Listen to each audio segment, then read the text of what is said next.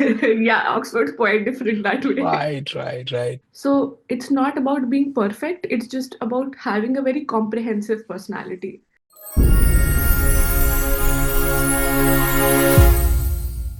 Right. So can you explain a little more about what was the process of applying PhD at Oxford?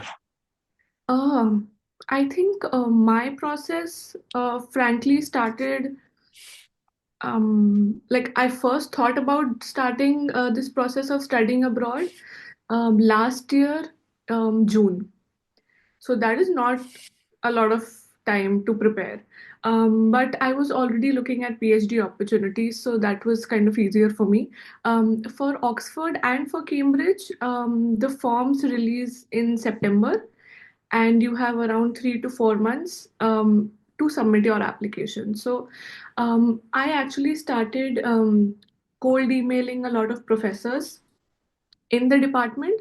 But the one thing is that if you are cold emailing a professor, you have to be cautious that your research aligns with their research and their research aligns with the overall arching theme that you want to pursue in your life.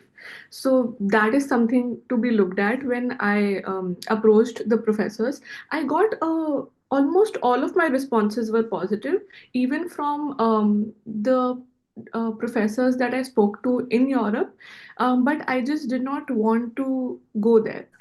Even with Oxford, I think a lot of people think that you need to know someone to get in, which is partially true, but only in some of the courses, right? For me, you had to contact your potential supervisor, and they should be willing enough to support your project.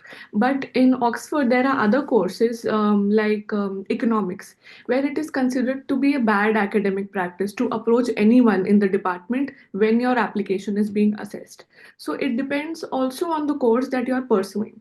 So for me, I had two professors from two different departments who were willing to support my project. So I applied to a PhD in both. The departments in South Asian Studies and in the Oxford Internet Institute. But the good thing is that my professor is an associate professor for both the departments. So I get the best of both worlds in that sense. I started this process of contacting supervisors actually quite late in September.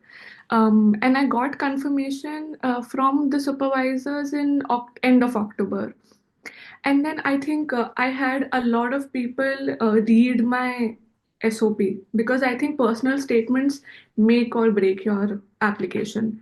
There have to be people who are reading your work, and these people need to be from a variety of backgrounds. You cannot have a person who's in academia reading your paper, and then all of your other people are also people from academia or people from the same subject that you're applying in.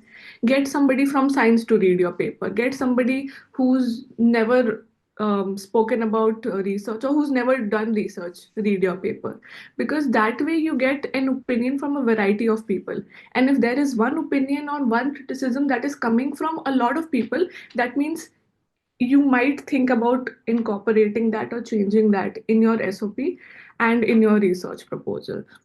But I think the most important thing, at least, um, uh, and also let me say this, that you do not need publications to get into Oxford. Okay. First and foremost, it's considered that, of course, publications are always good to have, no doubt about that, but you need to show your potential to do research. You're coming to Oxford, they know that you're coming to Oxford to learn how to do research. If you're already somebody who knows how to do a research, that is great, but even if you don't, this is a learning curve for you. So if you don't have publications, that is okay. You can always have blogs that you post on, research blogs, or you can have conferences at which you've presented, or you have your own personal passion project that you are working on, and that is recognized by some institute, or somebody is willing to fund you for that. Basically, they want to see that you have the capability and the passion to do research, and that somebody is willing to invest in you, because in the end they are going to want to give you funding if you are to be here. So that is one thing that I wanted to clear out. Other than that, we have three academic references You have to speak to three different people to give you an academic reference. That took some time, so I think that should be something that needs to be started early, because I think a lot of applicants from India, I know that there are a lot of professors that do not want to write the references. They would want the applicant to write the reference, and they would just want to edit it out. Right.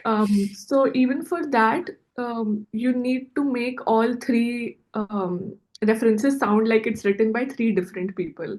And that is always difficult. So take your time, get that revised. And in the end, I think just proofread all of your documents. Even after I submitted my document to Oxford, the first line of my research proposal was missing a comma. So, so that's okay. And that also tells you that even universities like Oxford are going to forgive such grammatical mistakes, albeit only one or two, if you're good enough in your research and if your personality shines through your application. So it's not about being perfect, it's just about having a very comprehensive personality. So my experience overall was quite good. In the end, I did have some issues with the Oxford system as well, the application system. And I contacted them and I got an automated mail saying that the reply time is average 3 days, and my application was due the next day, but they replied to me within 6 hours. So I think even the universities there are willing to go the extra mile for you. So I don't think people are going to have that kind of an issue in the application process that you would ideally have in India, because I know that in India you have a lot of systematic errors, you have a lot of infrastructural problems, but I don't think I faced any of that. Right. So which means you submitted with SOP, cover letter, and your resume and the Oh, research one experience stuff, important right? thing, Yeah. you don't submit your resume. Oh, you There's don't? no, yeah, All there's right. no section for a separate CV. They will ask you very specific questions about your research skills, about your language skills, about your project management, about any co-curriculars activities that you've taken, any jobs you've had. You just have to answer those questions. So you need your CV with you to Yeah. answer those questions holistically. But if you put in your CV where they have not asked you to, they will reject your application. All right. And also we need the research proposal as well, right? Research Yeah, proposal. research Yeah. proposal and statement of purpose is It's the most mandatory, right? important. Most important. Yeah. Yeah. And Okay. also, you would also need your writing sample. We Writing would also sample ask for a means writing some sample. report or something like that. No, and it can be anything. It depends from university to university. When I Yeah. was applying to LSE, they said that it could be a paper that you were graded on Yeah. by your previous professors. For Oxford, they said that it could either be a published paper, or it could be a paper that you presented at a conference, or it could just be an opinion piece. But it Right. should be an academic essay. Right. It's quite interesting actually. It's entirely Yeah. different with every university, Oxford. Yeah, but I think that is also important in the sense that if you have never presented at a conference, if you don't have a publication, then this is the only way for them to gauge your academic writing Right. ability. Right. So, Right.